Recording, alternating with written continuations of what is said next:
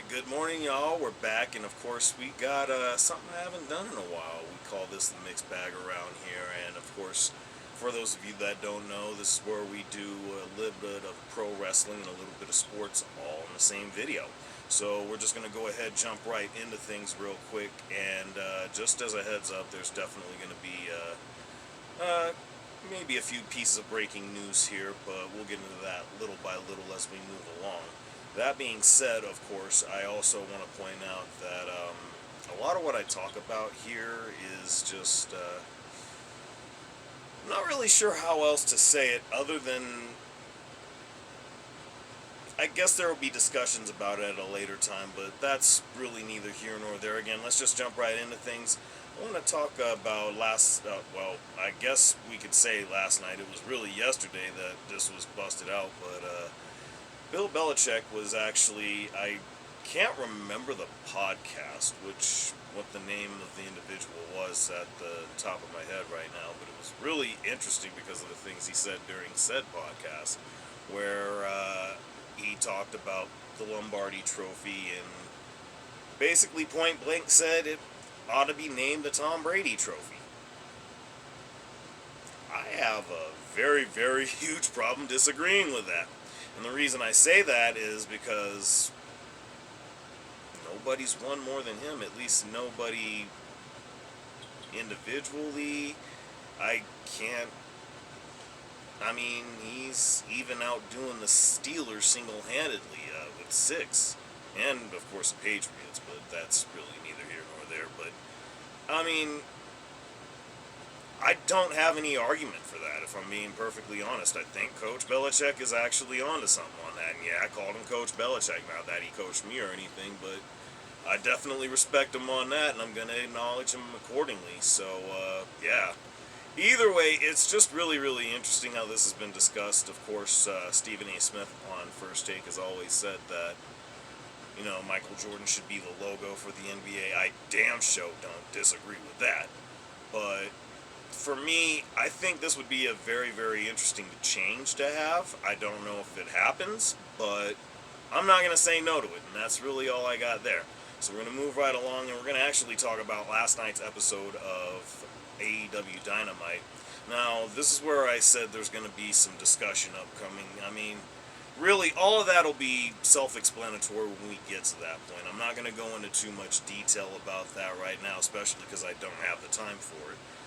But what I will say is that I also have to preface that I was a bit in and out, was passing out. It was a bit of a rough day yesterday. That's about all I know to say. We're going to leave it at that. But, yeah, I definitely have had smoother days. And like I said, I was passing out throughout the show. Hell, I even kind of passed out throughout this main event here. Which, honestly, I feel like not only was it the move to make, but it was a damn good one. Now, I understand there are those of you out there who actually take issue with a lot of the things that AEW has been doing. I can't blame any of you for that, and I don't disagree at all. In fact, I'd be lying if I said that wasn't the truth. It absolutely is. However, I think maybe we've gotten to a point to where a lot of us have lost a little bit too much patience for a lot of what we're getting with this product, but at the same time, I'm not going to blame anyone for feeling the way that they do. We're entitled to say, think, feel, believe whatever we want, so on and so forth. But in that same vein, I just can't stress enough how much this was a move in the right direction. Not only did they give them ample time, but it was showcased in a way to where it was made to feel important.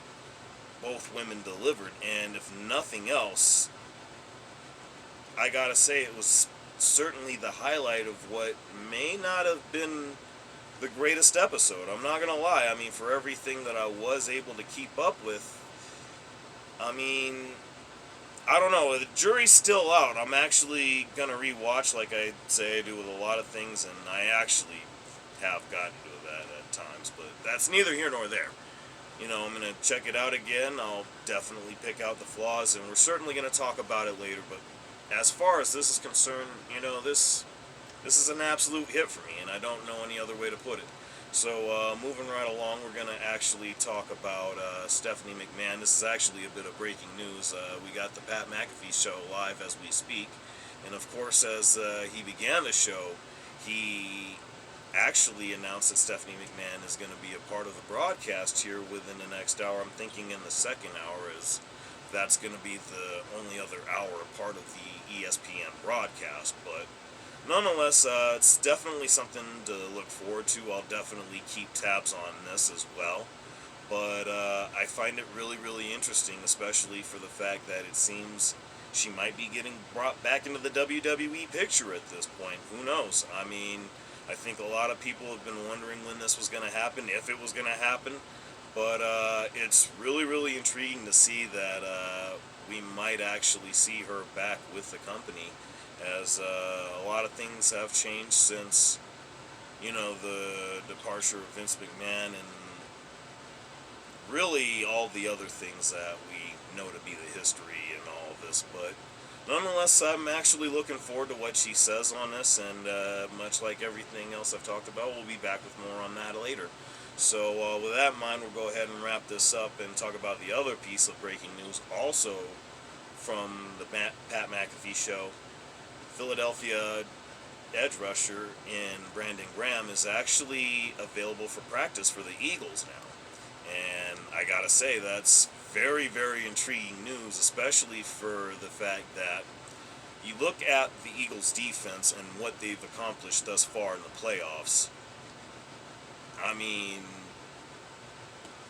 it's definitely been what you would like to see from what's been considered arguably the best defense in the league, and without question at that. With that being said, of course, adding a player the caliber of Brandon Graham certainly changes things.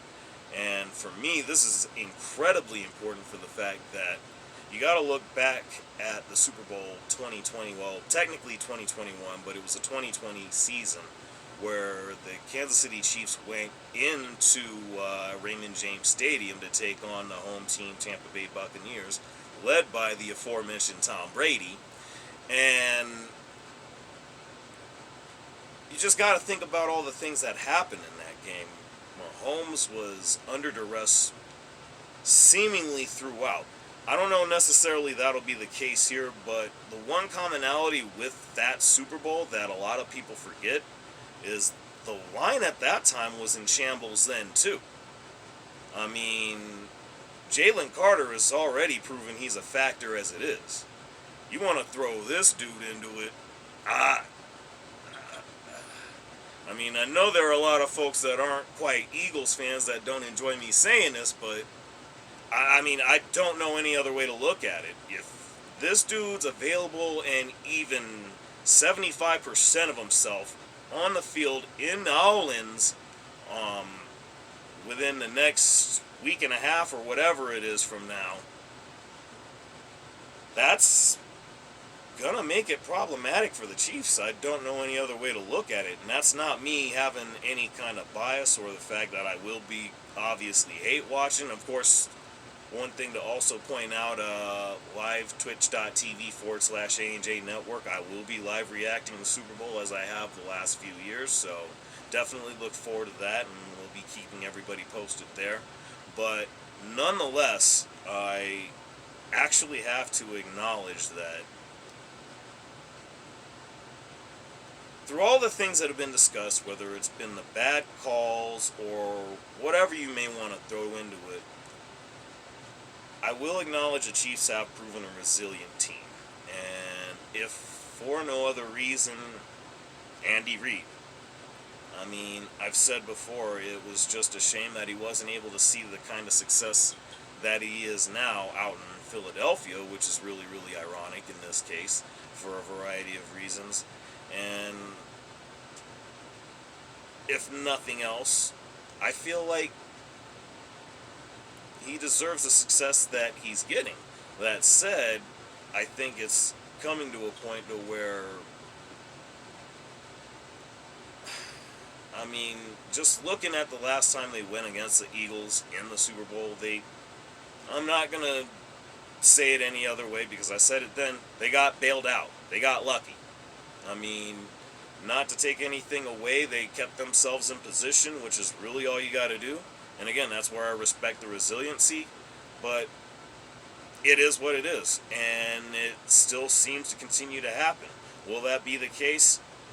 It's hard to argue that it won't be, but at the same time, they're still in it for a reason, and they're the two-time defending champs for a reason, regardless of what reasons you want to throw into that. But with all that said, this is going to be really interesting because I feel like this changes some things significantly, and especially, like I said, all you need is him at 75% because you got plenty of dudes on that defense that are making it happen. But nonetheless, I'm going to leave it there because, again, I got to get going. So with that in mind, I do want to end this the way I normally do. Y'all know what it is. Like, share, subscribe. Let me know what y'all think down below. And with that in mind, this has been your time with A&J, and I appreciate y'all spending it with me.